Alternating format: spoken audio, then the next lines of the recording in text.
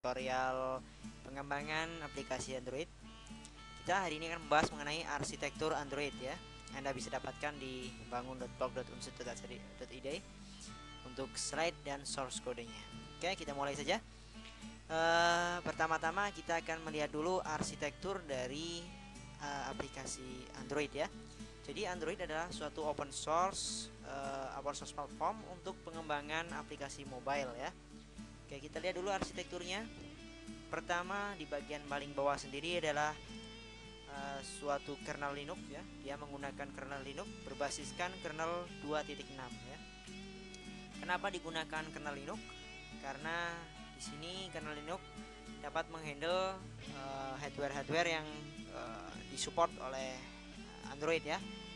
Dari kernel Linux ini dia akan mengontrol display, keypad, kamera driver, wifi driver, flash memory, audio drivers, binder, power management, dan sebagainya. Linux ini dipilih karena menyediakan berbagai kebutuhan dari suatu operating system dan sudah terbukti handal. Oke, kemudian di atasnya kernel Linux ada yang namanya native library ya. Nah, libraries ini berwarna hijau di sini. Ini adalah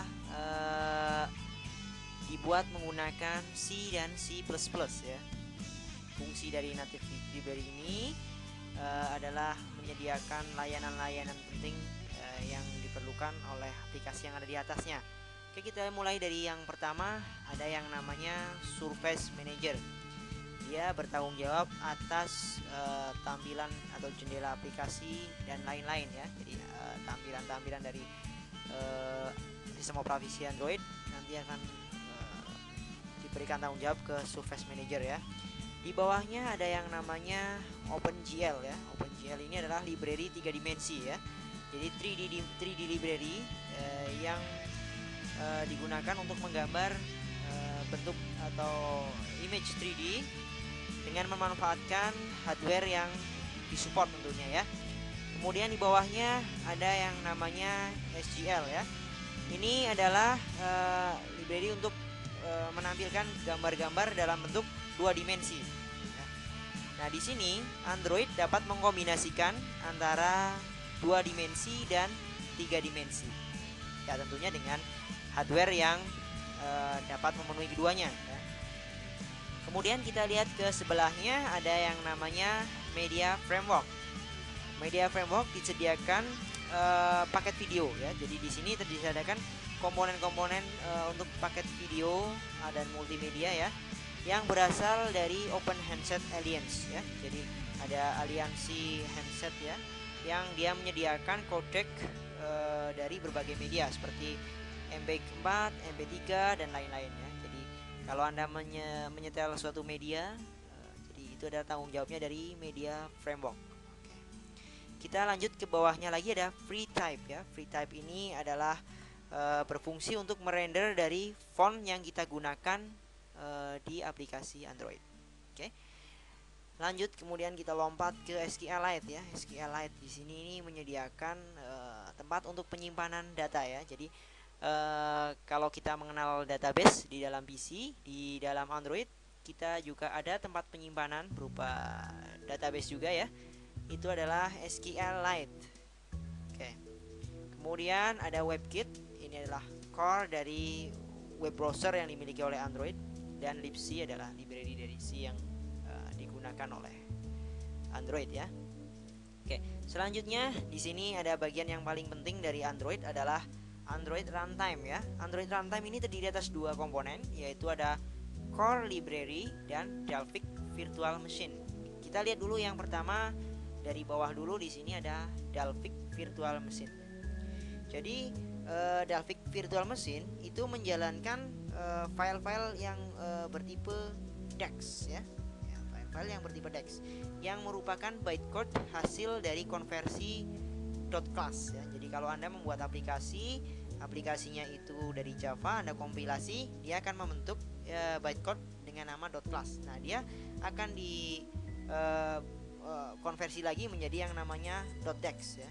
.dex ini dirancang supaya bytecode tersebut lebih efisien dan lebih optimal untuk penggunaan prosesor ya.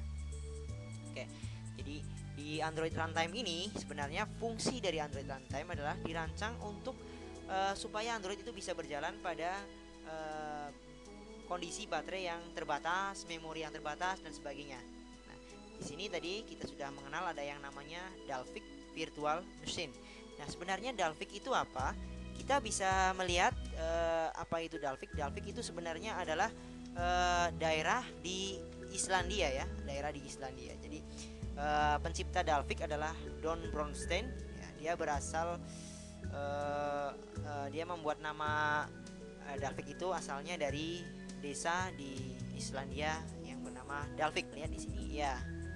Ini di sini adalah letak Dalvik ya. Ada desa kecil di sini bernama Dalvik di Islandia. Ya, desa kecil yang kemudian menjadi terkenal setelah adanya Android ya.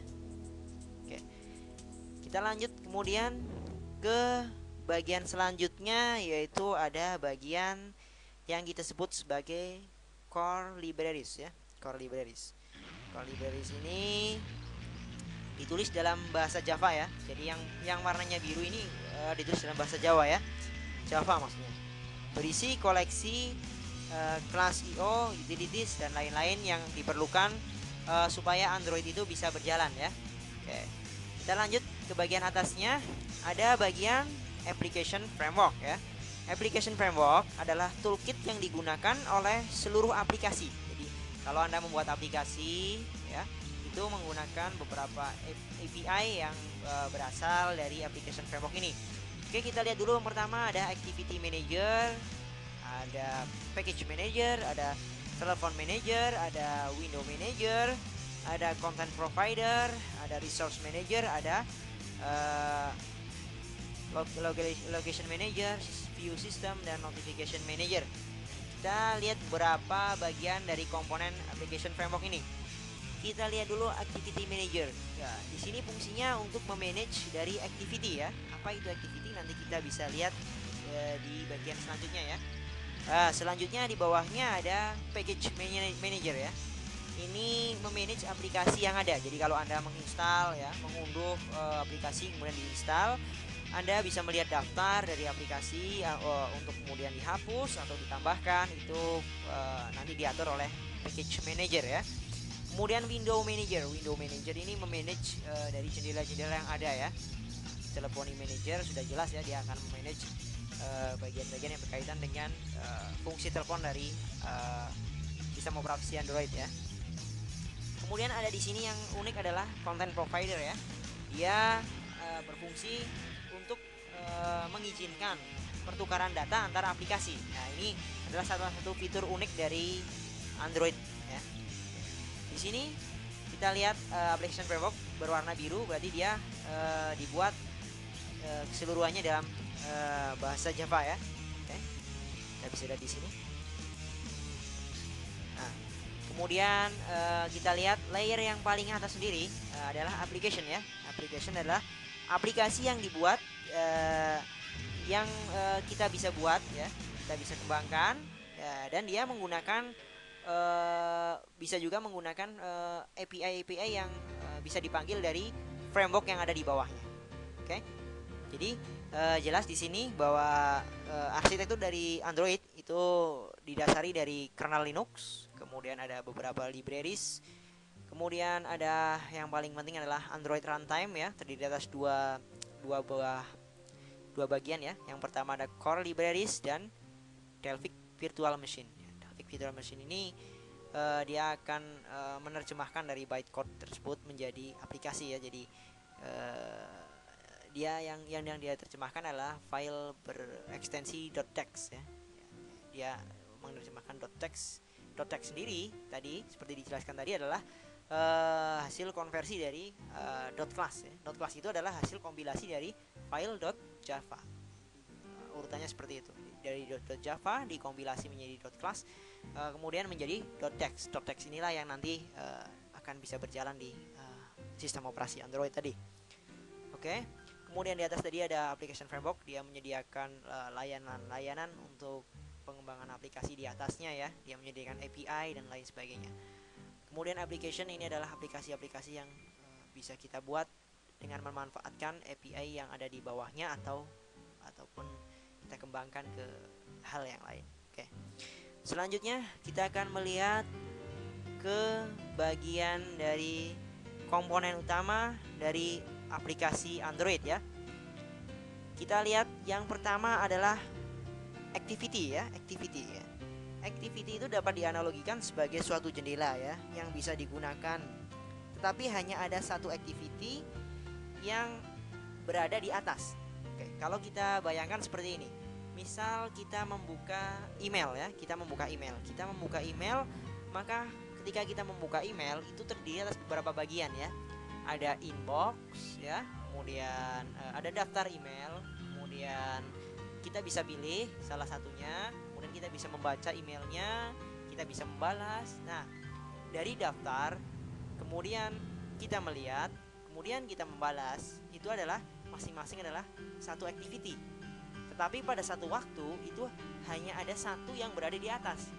Misal pertama kita hanya bisa melihat daftarnya. Setelah kita melihat daftarnya, kita klik salah satu untuk melihat isinya. Nah, ini kita bisa analogikan seperti itu. Jadi hanya ada satu activity yang berada di atas gitu ya. Oke, yang kedua adalah yang kita sebut sebagai content provider ya. Content provider adalah cara aplikasi untuk saling berbagi data ya. Contohnya sebagai berikut ya. Misal kita ada aplikasi kontak ya, kontak pada buku telepon. Dia akan memiliki content provider yang akan mengizinkan semua aplikasi untuk mengambil atau menambah kontak pada kontak yang tersedia ya. Tetapi dia juga akan menjaga konsistensi dari data yang ada pada kontak. Oke, itu adalah fungsi dari content provider. Jadi dia menyediakan layanan untuk berbagi data antar aplikasi ya. Oke, selanjutnya kita lihat ada yang dinamakan dengan service ya. Nah, service ini bisa kita analogikan pada Windows ya. Anda biasa menggunakan Windows, itu Anda biasa melihat ada yang namanya services ya. Atau Anda pengguna Linux, Unix ya maksud saya, Anda akan biasa mengenal adanya daemon ya. Jadi dia tidak memiliki user interface ya, tapi dapat diambil informasi dari dalam aplikasi tersebut ya. Oke, contohnya sebagai berikut. Misal ada service untuk notifikasi email ya. Jadi kalau ada email masuk, dia langsung memberikan notifikasi. Nah, kita tidak melihat di mana service itu user interface-nya, tapi dia akan tiba-tiba muncul notifikasi. Contoh lainnya, jika Anda mendengarkan MP3 musik ya misalnya, atau radio pada background ya, Anda hide ke belakang ya, Anda masukkan ke dalam background, tidak ada user interface-nya, tapi Anda bisa mendengarkan lagu itu ya. Oke, itu gambaran analogi dari suatu service ya. Yang keempat kita sebut sebagai intent ya. Apa itu intent? Intent itu adalah cara antar komponen yang berbeda untuk saling berkomunikasi. Oke. Jadi cara antar komponen yang berbeda untuk saling berkomunikasi. Antar activity dengan activity yang lain itu dapat saling berkirim data secara langsung ya. Intent dapat membawa data ya. Jadi misalnya tadi aplikasi email ya, activity yang pertama misalnya menampilkan daftar email yang masuk. Nah, ketika diklik salah satu email, activity tersebut akan mengirimkan ke activity melihat email misalnya. Yang dikirimkan misalnya judul emailnya misalnya, untuk dapat membuka keseluruhan isi emailnya. Itu adalah fungsi intens. Jadi dia berfungsi untuk mengkomunikasikan data antar komponen-komponen yang berbeda supaya saling bisa berkomunikasi ya. Dia dapat membawa suatu data. Itu adalah fungsi dari intent.